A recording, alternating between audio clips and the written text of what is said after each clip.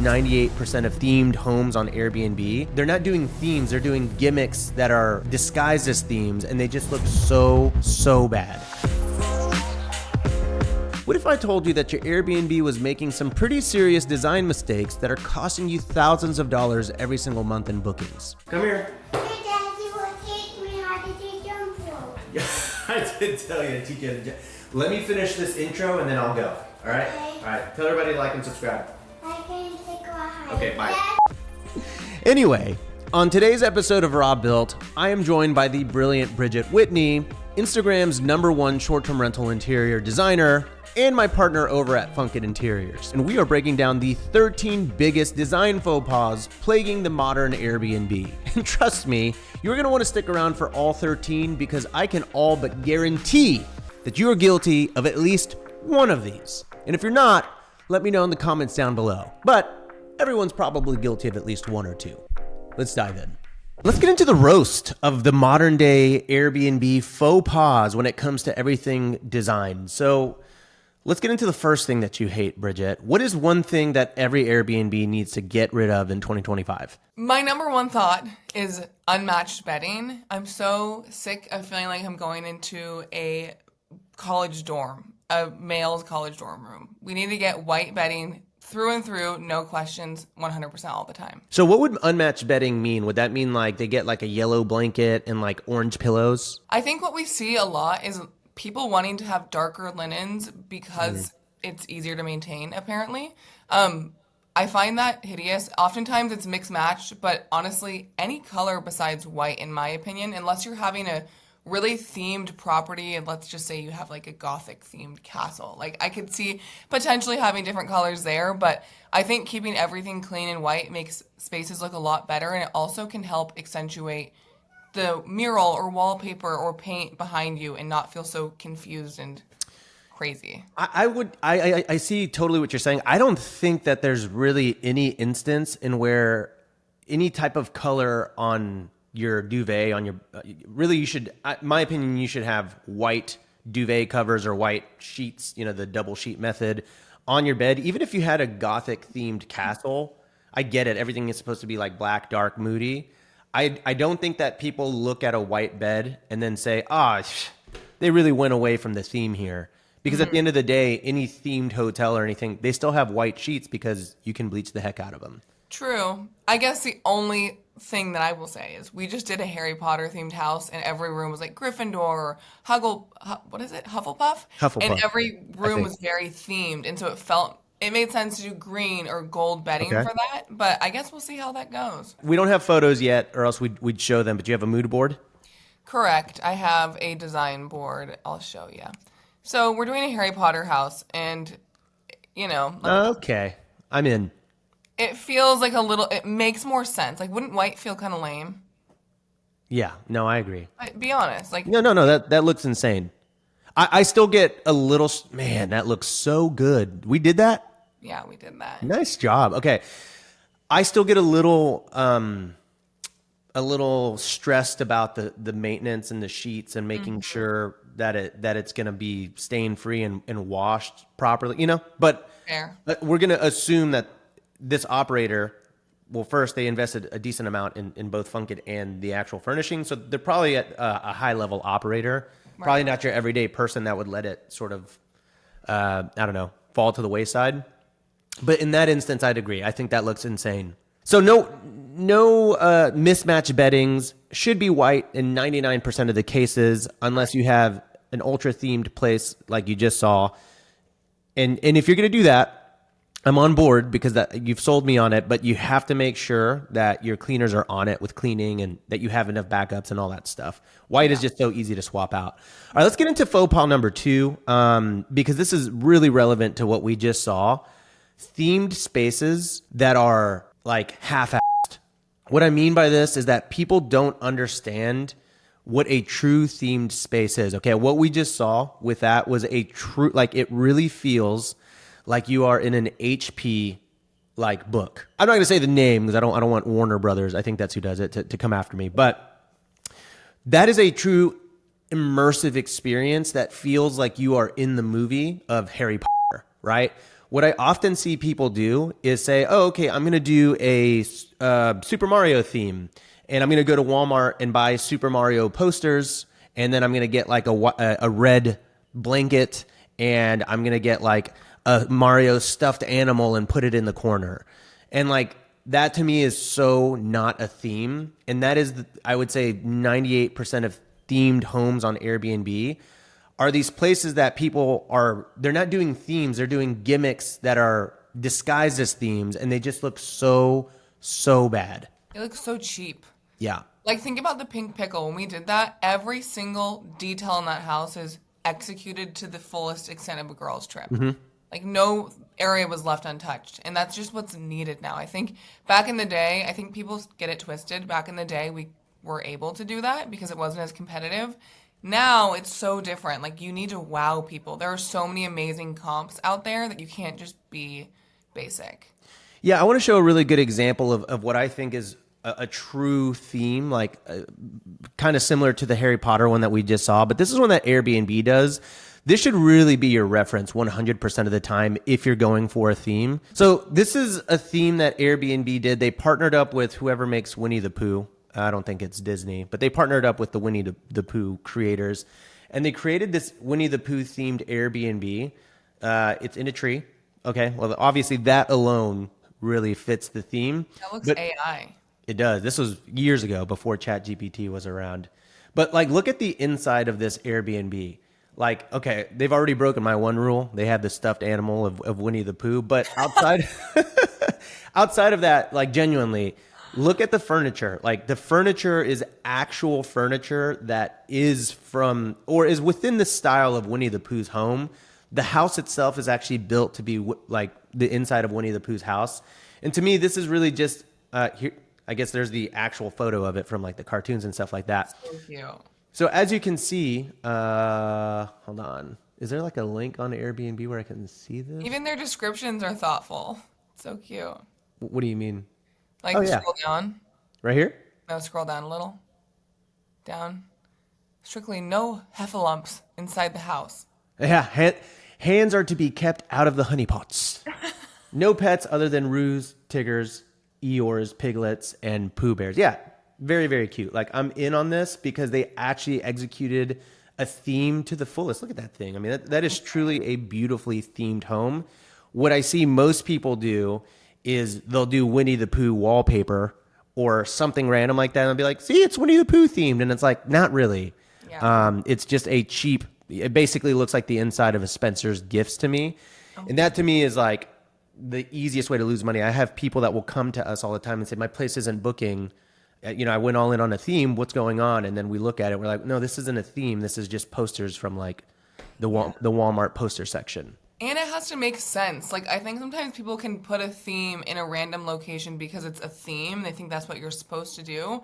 But the theme is also calculated. It's not just random. We're not just putting a girls' trip in the middle of Ohio. We're putting one specifically in Austin, Texas, or the Harry Potter house. It's actually at an old historic church. So it feels like very castle-like. So it has to make sense. It has to tie together somehow. And I think that is a way that sometimes people get confused. Hey, really fast. One of the biggest expenses that you're ever gonna encounter in your Airbnb business is furnishings and decor. Whether you're setting up an Airbnb from the ground up, or you're taking everything that we're talking about in today's video to heart and rehabbing and redesigning your Airbnb. And I will say that the prices of literally everything you need to set up an Airbnb have gone up so much since I got started over 8 years ago. So that's why now more than ever, it's incredibly important to save as much money as you possibly can on furnishings and decor, which is why I'm really excited to talk about today's sponsor, HostGPO.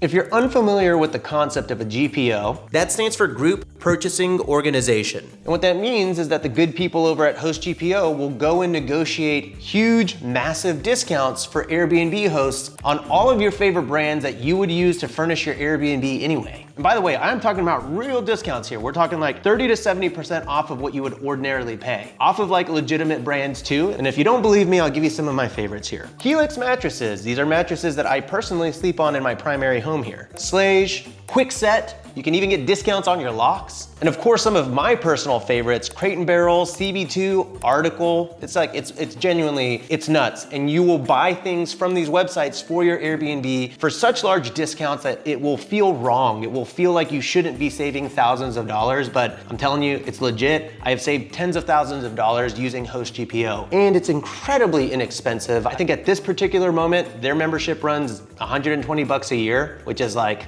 you just gotta buy a coffee table from CB2 and you will literally make back your money in savings. And it gets even better than that because you can get a 3-month free trial to HostGPO. I'll leave a link in the description down below. Let them know that Rob Built sent you. They'll take care of you. And last thing I'm gonna say before we get back to the video here is that it is always an honor to get sponsored by the brands that I know, use, and love because I have used HostGPO so many times and saved tens of thousands of dollars. Give it a shot. Link down below. Let's get back to the video. 100%, 100%. So let's move on to the next one. This one gets my gears grinding. I don't think you agree with me on this, but I'm gonna make you agree with me on this pod because I'm objectively right. I hate, this is the third thing that people need to remove from their Airbnbs, like ASAP. And if this is in your Airbnb, you need to text your cleaner right now to come to your Airbnb with new light bulbs, because if there are daytime light bulbs, like cool lighting in your Airbnb, you are bottom 5% of the Airbnb class to me. Wow. I What said it. makes you so passionate about that? It's ugly. It feels like you're inside of a hospital. Yeah. It feels like you're inside of an FBI interrogation room. Yeah. There is no moment where someone walks in. How do you feel when you walk into a Walmart? Do you Yeah, feel horrible. warm and fuzzy? No, you No. feel like you're inside of a Walmart. That's Yeah. what daytime lighting is. And that is typically like, for anyone that doesn't understand the difference, it's the Kelvin scale, I believe. And typically like 2,700 to 3,000 Kelvin is warm. It's basically the light that you see behind me. This, I'm It is pretty good sure. vibes, actually. Yeah. And yeah, warm lighting just, it kind of makes you just feel homey and cozy. I will say it sucks for photos. Like, I can't tell you how many times in my life I've taken photos. I'm like, why is it so yellow? Outside of photos, like in everyday life on your iPhone or whatever, it is vibes. You've never walked into a bar that has dim lighting that's blue. That's what cool lighting is. Yeah. For reference, this is more cool lighting right here, but I have it balanced out with my warm lighting, so it all kind of mixes together. But in general, when you go to bars, just like take a look around.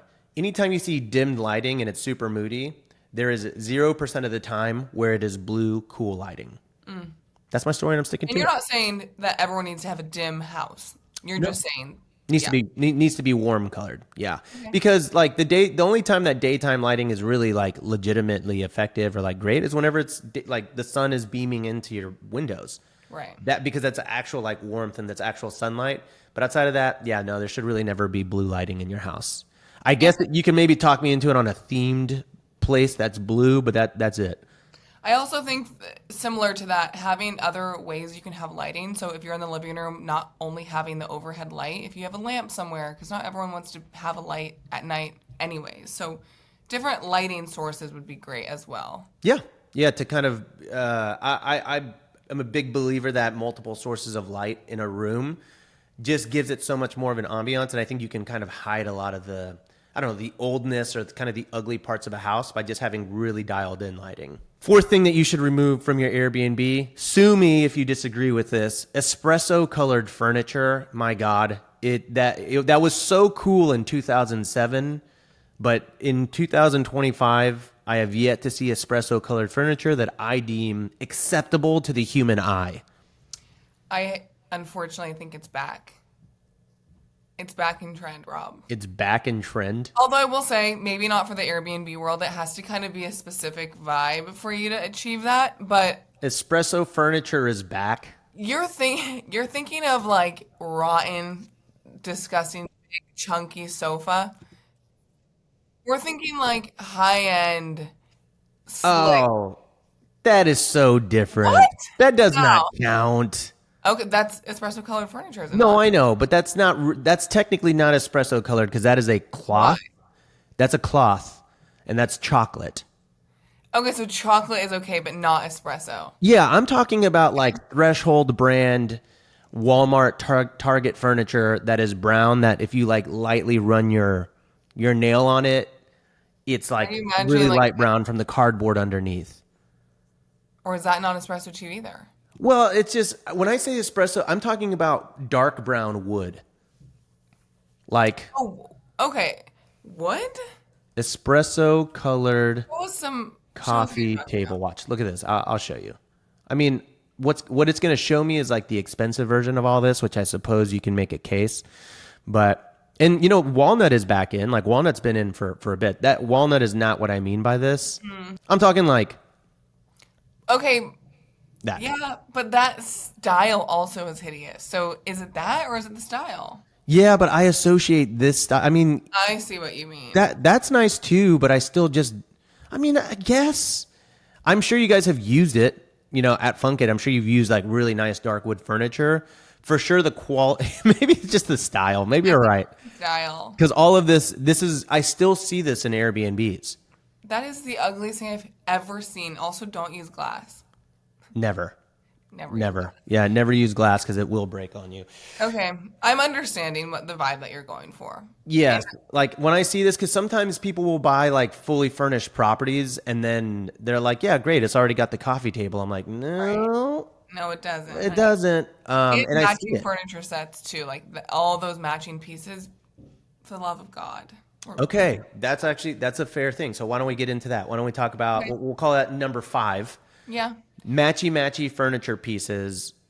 We're talking like you get the coffee table and then the side table and then the side table and then the matching credenza all in the living room. Yeah, that's just not a thing anymore. Like, come on. There's nothing really to be said about it. That was a thing back in the day and it was easy. And I get how it still would be easy for you, but it's just not what works anymore and it's really ugly. So please. I know that feels obvious, but I'm telling you, like if you go to a furniture store that like it's all sold in sets, people still do matchy furniture. And I even before developing the palette that I had, I mean, it took a designer telling me that. My friend, he's an interior designer, maybe 3-4 years ago. He's like, oh, I wouldn't do matching sets. And I was like, what? Why? Like it looks uniform. And he's like, yeah, that's the exact problem. So if you didn't know that now. The matchy stuff. But is there anything that can match? Like side table should match. Yeah, for sure. I mean, that should match. And I also don't want to, I think if you had a black bed and you had 2 black nightstands, I think like there's exceptions, but more so we're talking about the exact same style of every single piece together in the same color, feeling like it's a set. Yeah, we're talking like if the cabinet face is the same on all the furniture pieces. We're not talking about matchy colors because obviously that you need to match colors oftentimes in like a design palette. Right. Now, I'm sure if your Airbnb is in the middle of nowhere, like Louisiana or something, that would probably be fine in a clean home. But if you're looking to elevate and really maximize your property and be different, that's not going to work. People don't want traditional anymore. They want style, and that's really out of trend, which is kind of unfortunate because trends do change a lot, and sometimes it can feel hard to keep up, but that's one of those things that I think are going to be gone for a while. It is interesting because espresso furniture in matchy espresso furniture, that was like really nice in 2008 to like 2014. I remember getting a set for my house, for my room. I had just graduated college and I was like, oh my gosh, look how nice my room is. And I'm just like, man, I used to think espresso and like, yeah, I thought it was really nice back in the day. And now I'm just like, find an image of your childhood room or your teenage room. Find an image of your room. I don't know if I have one. Oh, that's sad. Yeah, that is sad actually. Yeah. Thanks. All right, let's move on to number 6 here. Number 6, tiny neon sign. Sure, say whatever you want on my podcast. Come on. Like, imagine this. A huge wall with a 1-foot neon sign that just looks tiny neon sign. It's self-explanatory. You do not need a neon sign that small. On the same note, if you're going to have a neon sign, please make it custom and unique. I will go into the tiny part, but more so if we're... No one knows what you're saying because we're bleeping it. They're like, what is she saying? If you're going to have a neon sign, go big, okay? Make it large and in charge on the wall. If you have a 10 by 10 wall, have it be like at least 80 inches wide. You want to make it like really known and proud or else you're kind of wasting money. So about 7 feet wide. Does that sound about right? I would say like two-thirds Yeah. ish of the wall, unless it's a massive wall. Yeah, If it's sure. a huge wall, obviously don't go crazy. But it needs to take up a large portion of that wall in height and width. And also, like I said, custom neon sign. I've seen people brand their neon signs with their LLC or their Airbnb name, and their Airbnb name is just kind of like Pacific Coast House. Yeah. House. Like, Coastal cottage. Yeah, yeah, I see what you're you want to saying. see something unique and selfieable, and like that leads me to what our world is now. It's all about social media, which, I don't know if I love, but that's just the reality. Why are people coming to stay with you? They're going to share photos. Make it an experience and make it a photo op. It also will help you brand and market yourself as well. So don't go for a tiny neon sign. And then if you're going to do a neon sign, don't buy it from Amazon. Get it custom Yeah. made. Basically, what she's saying is like on Amazon itself, when you order a sign, let's just say it, even if it's a cool phrase, like, well, I don't know, like let's just say, kick your boots off, whatever, cool phrase. Usually they're about this big. And most people don't know that. Like people don't verify the sizes of things before they buy it. So if you have a neon sign that's this big, but your wall is 8 feet wide, it's just going to look super goofy. And I think that's what we're trying to say is make sure that you're actually measuring appropriately. That's actually going to get me into number 7 here. Small art is another thing. I hate small art. People will basically put like 1 by 1 squares, like 12, 12 inches by 12 inches squares above a bed. And then especially over like a king bed or something like that. And That's it just crazy. looks so bad whenever the art is like, when there's so much space between art above bed. I also see there will be like an empty wall in a room. And they're like, what can I do to make that wall feel more full? Oh, I'll buy a piece of art. And then they buy a 2 foot by 3 foot piece of art that's really tiny for a wall. I would rather just have no art than a tiny Or a piece of art. mirror. Not above the bed, but on the wall. I think sometimes we can get so lost in the sauce about having art everywhere and all these decor. On the side of your room, just get a huge 36 by 36, 40 by 40 mirror, a round mirror. People will appreciate it, number one, and it will look better in photos than 2 tiny little pieces of art. Ultimate cheat code. I would almost say mirrors look like circle mirrors. When in Right. doubt, put a circle mirror in there. When that's the theme of this right here. Take this and only this. Put a Yeah. mirror. In 3 years, we're going to be making this podcast. We're going to be like, all right, guys, circle mirrors are Out. out. Never do it again. Yeah. Yes. Um, For okay. above your bed, just saying, if you're gonna do one piece of art, it needs to be massive. I would recommend just putting 2 pieces of art, like 24 by 36, 2 pieces of art side by side, or 16 by 20. 2 16 by 20s can be too small as well. So just try to find a balance. But I think 2 big ones side by side, the same size, is great. If you're gonna want to do like a small one, I would do like a 3 system where there's 3 different sizes. But don't think too much about it. Just put 1 big one or 2 medium-sized ones and call it a day. All right, let's get into number 8 here. What's at the top of your mind here? I hate art that you can buy from stores. Number one, like a big box, regular Target. I'm okay with it sometimes if it's kind of abstract or different. But if you're buying a sign from Hobby Lobby and it says, live, laugh, love, or something corny, welcome to our home, or like we have love in this house. Please don't do that ever. Or like, is it's just like the ones that bother me are like wine ones, like why not? Or like it's Tuesday night, why not? I don't just anything that's like cursive lettering on wood with a picture of wine on it. I'm just like That feels like 2005, like mom's Tuscan kitchen. Remember that vibe in the 2000s? Yes, I do, and that I have to be sensitive here because there are I know so many people that do it. Like in their Well, houses. of course you did it. That was what worked back then. I know I don't know it, but the thing is, it's still so popular. You walk into like a Home Goods or a TJ Maxx, and there's just so many things. And I get it because you're furnishing an Airbnb, and like you just need art, and like you didn't think about ordering it, and you're there for 3 days, and you don't have time for your delivery to come in, so you're like, I'm just gonna go to TJ Maxx. Yeah. And then people are like lifting up a photo of a print of a lion or like a live laugh love sign, and they're like, you know what, let's buy them both, we can figure out where to put them in the house. Yeah. And I'm just like, dude, like You know that huge bowl that every 30-year-old man has over their bed from Target. Yes. Yeah. The one with the horns or whatever. It's like Yes. a longhorn. It's a Longhorn. Yeah, 100%. That's everywhere. And That's like, in one of my Airbnbs, no, but the Airbnb is many years old, and okay. it's not mine. It's not my. I don't fully own it. So, Okay. but that photo is in the back of the album. I will say it is so overwhelming when when art didn't show up and you have to kind of run to the store and get something. I fully feel how that could be overwhelming. However, if you have more time and you can think about it, another way to not have to worry about art is having like actual realistic items. Like we have a Airbnb that we're doing in Texas and we're putting like a saddle on one of the walls. Like you can if you have a cabin house, you can do paddles on the wall. Like you don't always have to do traditional It's a great art plus up. too. Yeah.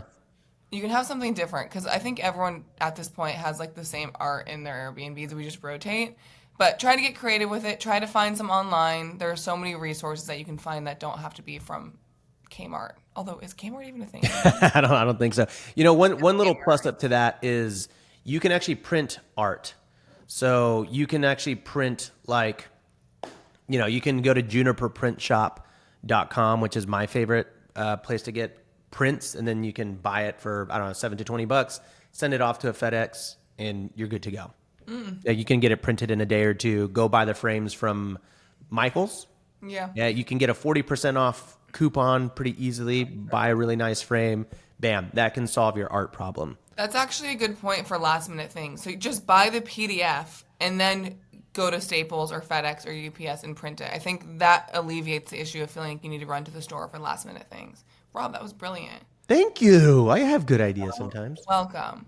Okay, let's get into number 9. This one triggers me a little bit. This one's yours, but I'm with you on this one. I fully endorse what you're about to say. Ugly ass rugs from like that lattice pattern that we've seen over and over again. And honestly, there's so many other rugs similar to this style. Let me show you guys. Basically, if you just type in pattern rug on Google, 100% of those are what we're talking about. Yeah, it's just, well, you know what? To be honest, if you do type in pattern rug, it might not be it because I actually think my algorithm would be really good for that. That's true. Yeah, I was gonna say like anything on Ruggable, like there's some good stuff on Ruggable and Revive and stuff like that. This thing that you see everywhere. Oh yeah, actually, if you're going for like a college themed Airbnb, this is great. I'm just Yeah. kidding. Yeah, no, it's horrible. It's Like any so of bad. these do not work. Yeah. These do not work. Yeah, hold on. Let me see. This, yeah, no. Sorry. Yeah, maybe the Infinity Shag Rug. I see this everywhere, don't you? Yeah. This. Yeah. Oh, No. yeah. I've had them. I have them I'm sure I have that. Not that color, because you know my thoughts on teal. That's the bonus one. That's the bonus thing that all Airbnbs need to remove is teal, but I know you don't agree with me on that. But yeah, I have that in one of my Airbnbs, I'm sure. You do, Rob? I don't know. I think so. Like not on, recent history stuff is all Funkit stuff. So the last 5 to 10 things that I've launched, awesome. But I've got some skeletons in the closet. It was a different time back then. It was a different time. Guys, I have a hack for you. Okay. We Photoshop it. yeah, throw it in the garbage immediately. No.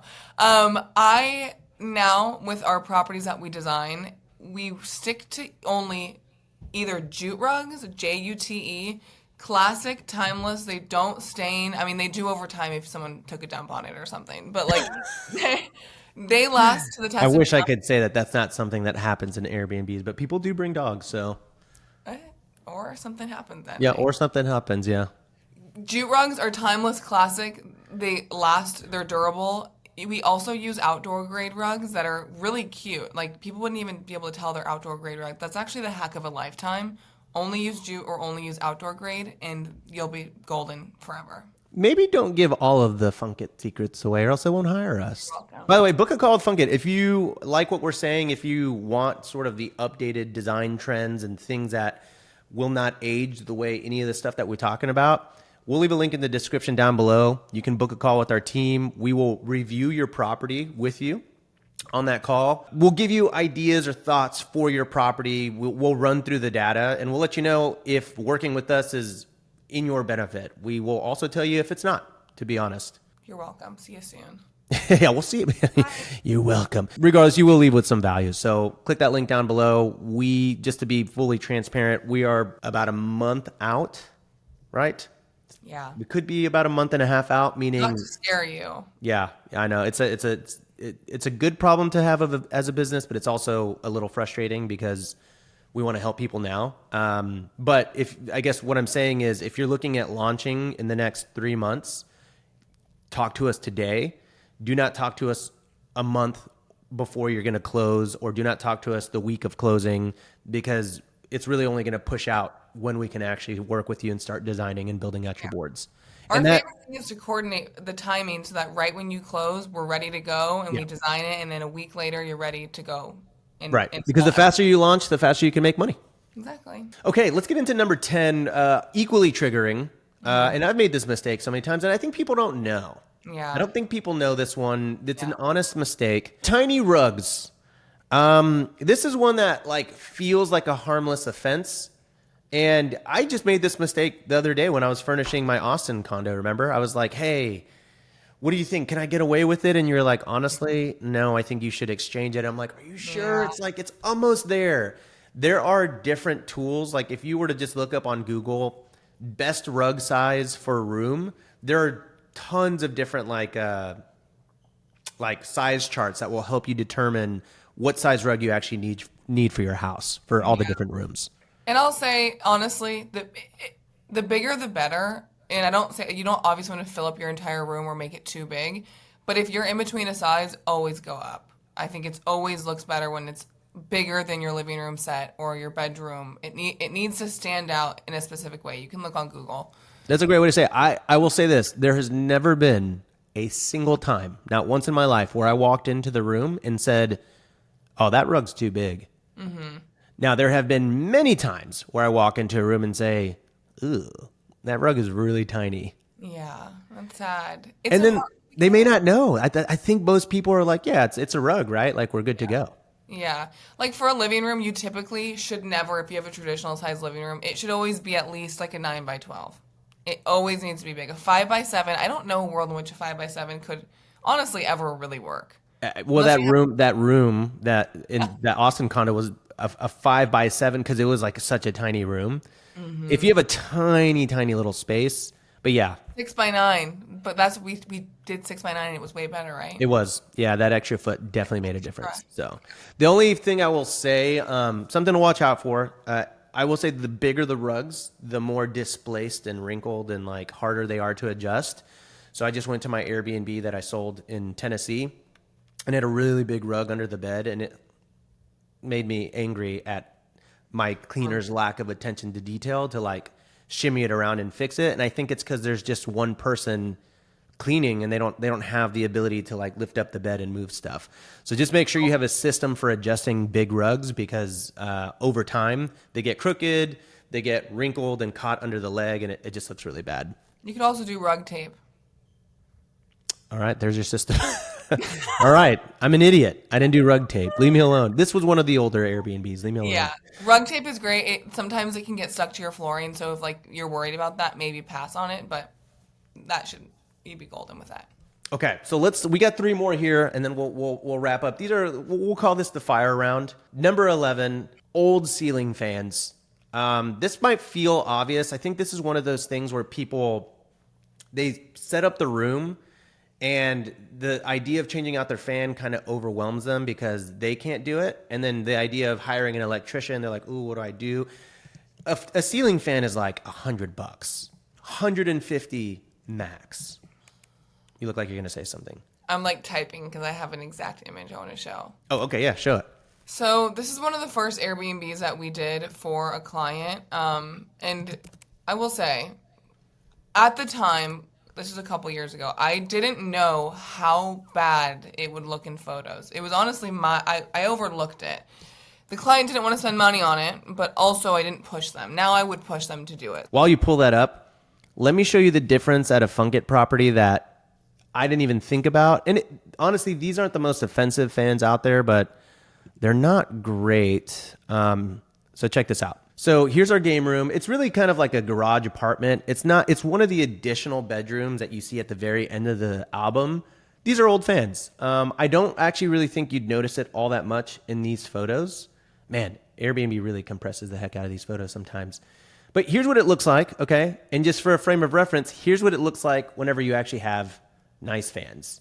Like, it's a really, really sharp look to just have a nice modern black fan. 9 out of 10 times, you're gonna go black fan. Check it out. Like, it just looks so much sharper to me. We had this property that we did in the very beginning of pre-Funk It, when it was just me and Blue doing this. You see, this is just kind of an eyesore. Yeah. Or am I being dramatic? No, I think it's fair. I mean, like I said, I think it's like top tier hosts, top tier people will notice this. Most people get quickly drawn into the wallpaper, the pink and the blue cabinets.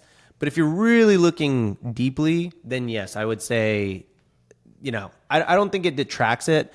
I just think that there's a sharp kind of like, oh wow, that's this, like there's just something that it gives a room to have a new fan.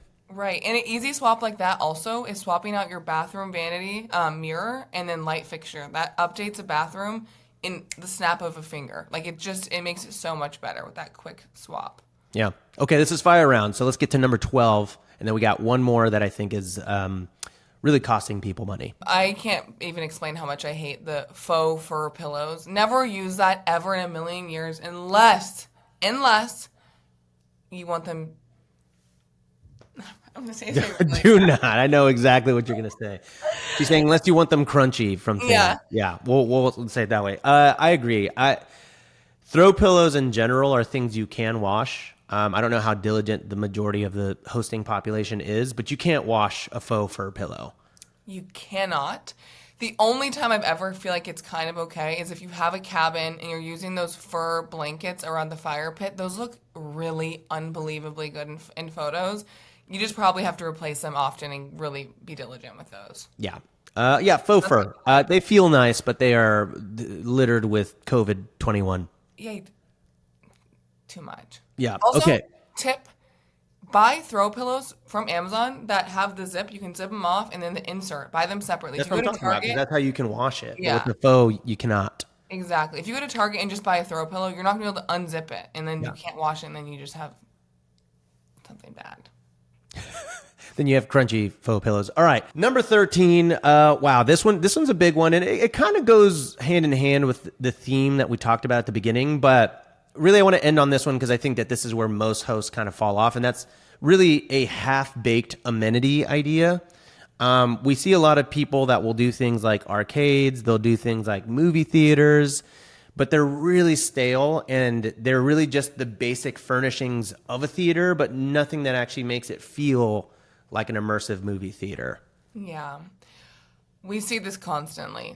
The top comps have immersive game rooms, movie rooms, cool backyards. Obviously, we understand budget can be an issue sometimes, so I get needing to maybe, start there, but you need to upgrade your spaces. That is a revenue driver from what we've seen. You can't just have a movie room with a poster of Captain Underpants on the wall and call it a day. That is no longer. You have to maximize it. You have to wallpaper and paint, add a huge neon sign, ask ChatGPT, get creative with it, get help, and make it unique and stand out, because those are your most important spaces. I would say your game room or movie room and outdoor and living room are like your main spaces. I would put more money into that than I would in a bedroom. I want to show you a theater that Funkit recently did. This is kind of like the blueprint for our theaters, I would say. Bridget, you can tell me if I'm incorrect here. But this is a theater that we recently launched, and it's obviously not meant to be a theater. That's not how the house is built, but we had this extra space, and they just always do these very, very cush, seats that feel really nice. This was just such an over-the-top awesome thing that we did, like sealing on the wallpaper. We painted the room to give it a vibe. We even staged it with popcorn. There's a popcorn machine. You come to this house and you're like, yes, we will watch a movie in here. This to me is kind of like the blueprint, like popcorn, make it feel like you want to actually watch a movie in there. Right. And honestly, maybe this is a hot take, but I really don't want to go to a theater in an Airbnb and sit on theater chairs. I want to sit on something comfortable. Everyone puts those basic chairs in there, and I think those are okay, but I don't know. I need more of a comfy seat. And then we also did another theater that I really liked. That was like, it looked like that, but it was blue. Is this a theater? Is that it? Yeah, also nice. Comfy seating. Comfy seating, like very vibey. Battery operated lights. And like this was not a super expensive room. Like we painted it all black. We had a couple lights installed, some art. The chairs are probably the most expensive part, right? But outside of that, like it's really nice. It's really cute and comfortable in there. But yeah, the idea is don't just stick theater chairs in there and like a cheesy movie poster. Like give it a vibe. And if you do that, people will book instantly. We're all about making properties instantly bookable. And it's all of these different things that we talked about today that create dissonance for someone looking to book your property. You might be able to get away with one or two of these offenses, but they do compound in the mind of a buyer, in my mind. And if they see all these things that they don't like, it's just going to make them pass you over and book someone else. Whereas I think if you really work on some of these nice touches and some of these amenities and some of these themes and vibes, that makes your place instantly bookable to where someone books your place before even getting the consent of their group. And then they ask for forgiveness later, but they don't have to because it's an amazing place and the group ends up loving it. Right. So that's our spiel. That's 13 lessons, 13 things to remove from your Airbnb. Bridget, maybe we should do like a follow-up to this and 13 things that you should add to your Airbnb to make it stand out in the next video. Should we do that? Yeah. Okay. Well, Bridget, thank you for your time. Everybody, if you want to take a look at the Funkit work and our portfolio, go over to funkitinteriors.com. We have a whole portfolio section on there. You can go to our Instagram at Funkit Interiors. And if you want to see a video where Bridget and I actually transformed my boring old ugly house into the pink pickle, then you're going to want to check out this video right here. This is one of my favorite videos I've ever done, and it'll kind of show you the whole process from start to end. See you over there, after you like and subscribe, of course.